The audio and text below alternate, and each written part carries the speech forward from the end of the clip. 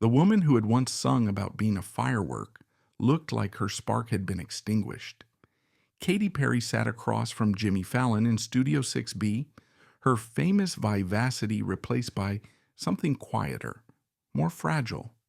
The colorful pop star persona seemed to flicker like a dying light bulb, revealing someone underneath who looked profoundly lost. Jimmy noticed it immediately. They'd been playing Motherhood Reality, a Tonight Show game where celebrity parents shared the unfiltered truth about raising children. It was supposed to be lighthearted, maybe some funny stories about sleepless nights or toddler tantrums. Instead, Katy looked like she was drowning. "All right, Katy, here's a fun one," Jimmy had said with his usual warmth. "Tell us about the moment you realized motherhood was going to be completely different from what you expected." The question should have been easy. A chance for some relatable parent humor, maybe a cute anecdote about her daughter Daisy. Instead, Jimmy watched as one of pop music's most confident performers began to quietly fall apart. "Jimmy," Katy said, her voice smaller than he'd ever heard it, "I don't know if I can answer that without crying." The confession stopped the studio cold.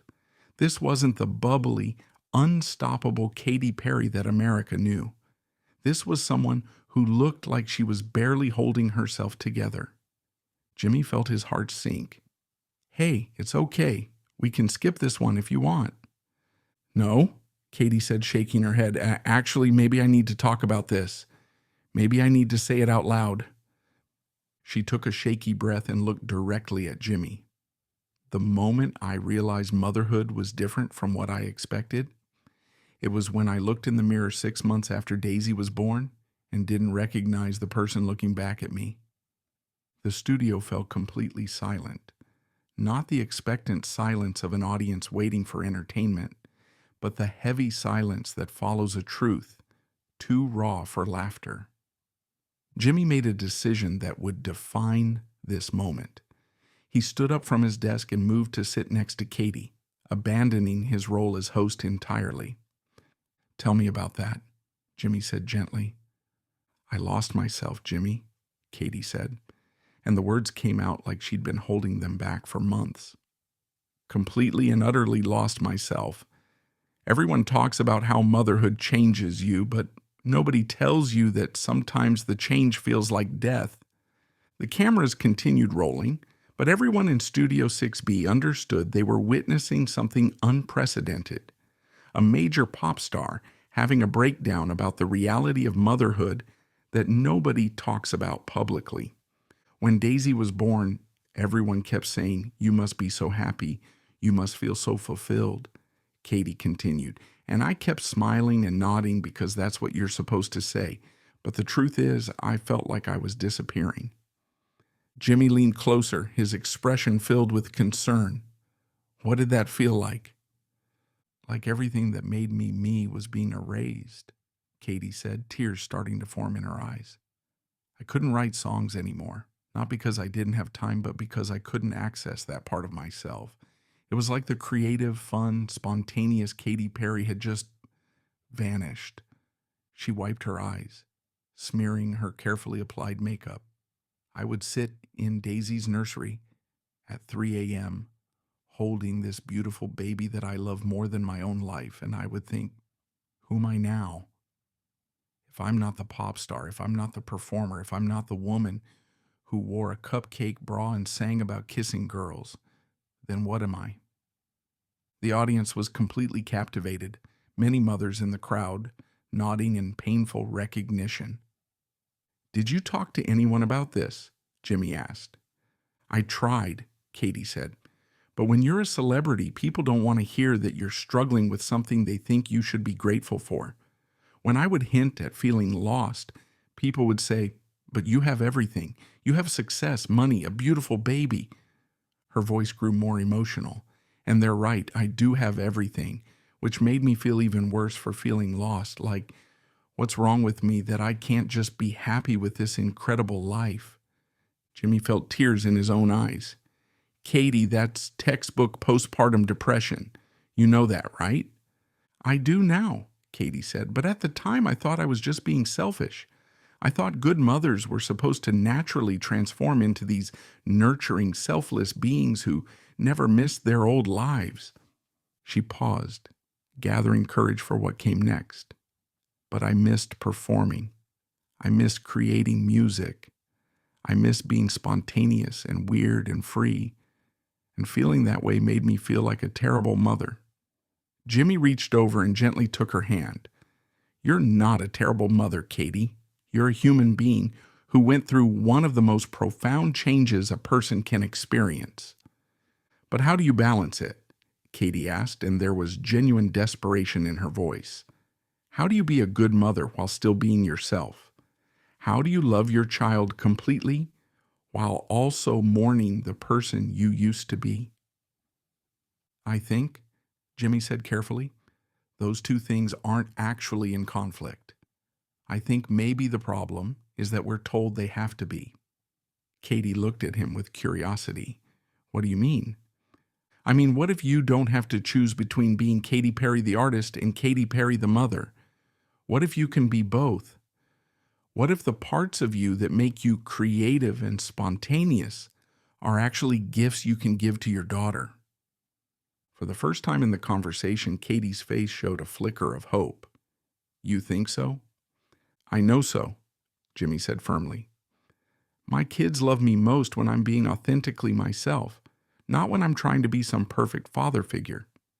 They love my weird sense of humor, my goofy energy, all the things that make me who I am. Jimmy turned to address the audience. How many parents in here have ever felt like they lost themselves when they became parents? Hands began to rise throughout the studio. Not just a few, but most of the audience. And how many of you found that your kids actually love the real you, not the perfect parent you think you're supposed to be? The same hands remained raised, and Katy looked out at them with something approaching relief. See, Jimmy said, you're not broken, Katy. You're just learning how to be a whole person in a new way. Katy took a deep breath. Can I share something? Jimmy nodded. Last week, I was having one of those days where I felt like I was failing at everything. I couldn't get Daisy to stop crying. I felt frumpy and tired, and I was missing the studio so much it physically hurt. She smiled slightly at the memory. So I did something crazy. I put on one of my old costumes, just in my living room, and I started dancing around like an idiot while holding Daisy. The audience began to smile, sensing the story was taking a turn. And you know what happened? She stopped crying. She started laughing. She was clapping her little hands and giggling because her mama was being ridiculous and fun and herself. Katy's voice grew stronger. And I realized in that moment that maybe I don't have to choose.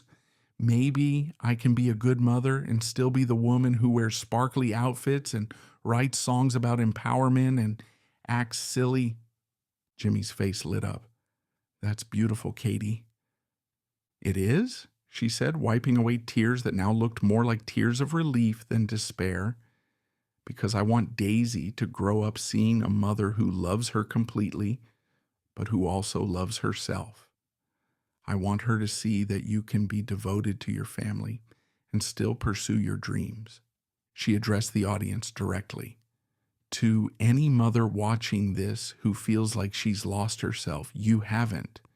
You're just expanding. You're becoming more than you were before, not less. The studio erupted in applause, but it wasn't typical celebrity applause. It was the sound of recognition, of gratitude from mothers who had felt seen and understood. Jimmy stood up and embraced Katy. Not a show business hug, but a real moment of human support. When they separated, he looked directly at her. Katy, you didn't lose yourself when you became a mother. You found new parts of yourself. And your daughter is going to grow up knowing that she comes from a woman who is both nurturing and fierce, loving and ambitious, a devoted mother and an incredible artist. Thank you, Katy whispered. Thank you for making it okay to not be okay. 6 months later, Katy Perry released a song called Becoming, an honest exploration of motherhood, identity, and the journey of finding yourself in new roles. The music video featured real mothers of all kinds, and proceeds went to postpartum depression research and support. The Tonight Show segment became one of the most shared pieces of content about maternal mental health ever created. Postpartum support groups across the country reported increased enrollment after women saw Katy's vulnerable honesty. Jimmy said in later interviews that the conversation changed how he talked to his wife about her own experiences with motherhood. Katy reminded me that becoming a parent doesn't mean erasing who you were before. It means learning to be all of yourself in new ways. And Katy? She continued making music, continued performing, continued being the colorful, creative force she'd always been. But now she did it with Daisy watching from the wings sometimes, seeing that mommies could be both devoted caretakers and passionate artists. The firework hadn't been extinguished after all. It had just learned to burn in a new way, brighter, warmer, and more sustainable than before. Because sometimes the most revolutionary thing a mother can do is remain herself while loving someone more than herself. Sometimes the greatest gift